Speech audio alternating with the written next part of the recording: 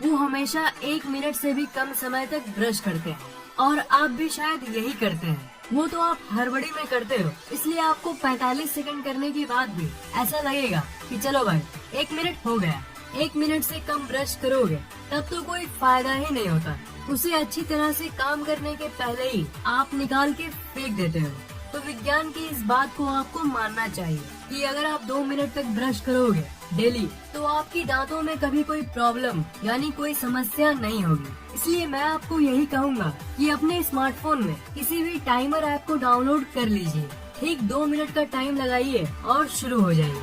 आप तो ये चाहते ही हो कि आपका चेहरा सुंदर दिखे, तो चेहरे को सुंदर दिखने में आपका टीथ यानी आपका दांत बहुत मायने रखता है। इसलिए दांतों को हेल्दी रखो और ब्रश करने में कंजूसी न करो। हर चीज की एक्सपायरी डेट होती है, जैसे चिप्स और दवाई।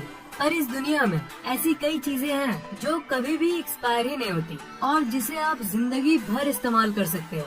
जैसे हनी यानी शहद, वो कभी खराब ही नहीं होती। पर जरूरी बात ये है कि लोग अपने टूथब्रश को भी शहद मानते हैं।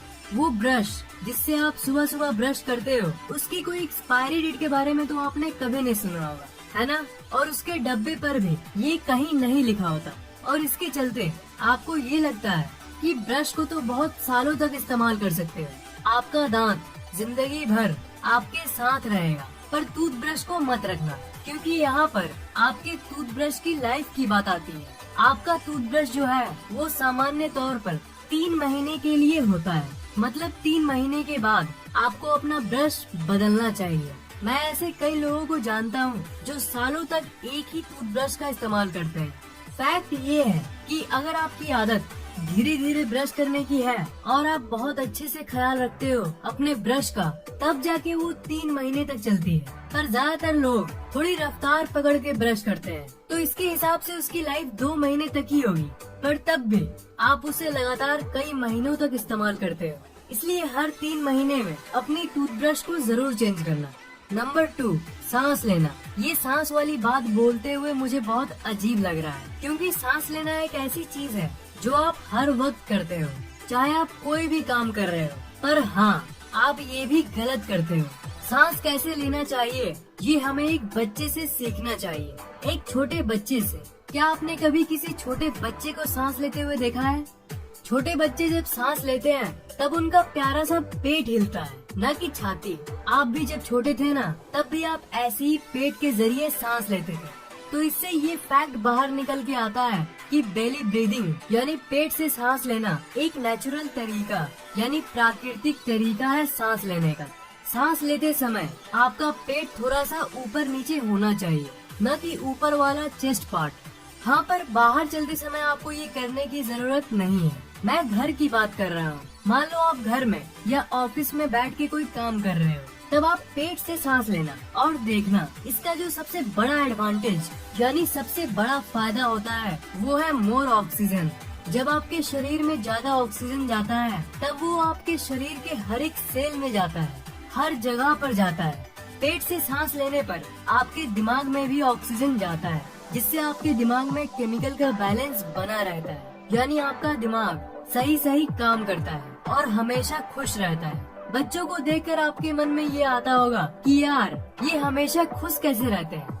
हाँ, ये बात तो है कि उनके ऊपर पढ़ाई की कोई प्रेशर नहीं होती, इसलिए वो खुश रहते हैं। पर साथ साथ ये भी एक फैक्टर है कि वो ज्यादातर अपने पेट से सांस लेते हैं, इसलिए उनका दिमाग हमेशा परफेक्ट यानी सही तरीके से काम करता है। ऐसे कई लोग हैं जिनको पेट से सांस लेने की आदत होती है और उन लोगों को एक रिसर्च में उनसे तुलना की गई थी जो चेस्ट से सांस लेते हैं। तो परिणाम में ये पाया गया कि जो लोग डायाफ्रैग्मेटिक ब्रीदिंग यानी पेट से सांस लेते हैं, उनकी दिल की बीमारी होने या ब्लड शुगर की प्रॉब्लम लगभग न के बराबर होती है। जब आप पेट से सांस लेते हो तो आपको ऑक्सीजन ज्यादा मिलती है और ये पेट से सांस लेने से जो दिमाग में आपकी केमिकल बैलेंस होती है उसमें एक खास केमिकल आता है जिसे कॉर्टिसोल कहते हैं। तो पेट से सांस लेने से वो कॉर्टिसोल कम होता है। कॉर्टिसोल आपका स्ट्रेस हार्मोन है तो अगर आप पेट से सांस लोगे तो आपके शरीर और दिमाग में स्ट्रेस बहुत कम हो जाएगा। इसका फायदा ये होगा कि आप किसी भी परिस्थिति को चुटकियों में संभाल लोगे और हमेशा कूल रहोगे, ठंडे दिमाग वाले बन जाओगे। Number 1, earphones. कितनी अच्छी चीज है ये, है ना? आप कुछ भी देख सकते हो अपने मोबाइल पे और किसी को पता भी नहीं लगता। पर इसे पहनने के मामले में भी आप गलती करते हो। आपके ईयरफोन आपके कान में कंफर्टेबली फिट यानी अच्छे से फिट होने के लिए बनती है। सबसे पहली बात ये है कि आप अपने ईयरफोन की लेफ्ट और राइट यानी दाएं और बाएं साइन को पढ़ें, क्योंकि आपके ईयरफोन के कई इफेक्ट्स होते हैं जो तभी काम करता है जब आप दाएं वाले को दाएं कान में पहनते हो और बाएं वाले को बाएं कान में पहनते हो। जैसे अगर आप कोई गेम खेल रहे हो और उसमें आपको दाएं तरफ से किसी ने गोली मारा, तब आपको वो सही तरफ से यानी दाएं वाले ईयरफोन में तभी लगेगी जब आप उसे सही पहनोगे। तो साइन को पढ़ें और उसके हिसाब से उसे अपने कानों में लगाएं। पर ये कानों में लगाए वाला पार्ट ही आप लोग गड़बड़ कर देते हो। आप सामान्य तौर पर अपने ईयरफोन्स को ऐसे लगाते हो, पर असल में हर कंपनी इस ईयरफोन को उस उम्मीद से बनाती है कि आप उसे ऐसे पहनो। ईयरफोन्स को आपको अपने कानों के ऊपर से लाके इस तरह पहनना चाहिए। इस पोजीशन में वो लॉक हो जाता है और जल्दी खुलता नहीं है। तो इसलिए अपने ईयरफोन्स को पकड़ो और उस तार को अपने कानों के ऊपर से लाओ और फिर उसे ऐसे लगाओ। यही सही तरीका होता है ईयरफोन्स को पहनने का। अब से इन तीनों चीजों को सही तरीके से करना, आपका ही फायदा होगा। दांत स्वस्थ रहेगा, दिमाग तेज होगा और ईयरफोन भी नहीं गिरेगा। वीडियो को लाइक, कमेंट और शेयर करना मत भूलना। और ऐसी और रोचक वीडियोस के लिए इस चैनल को सब्सक्राइब जरूर करना।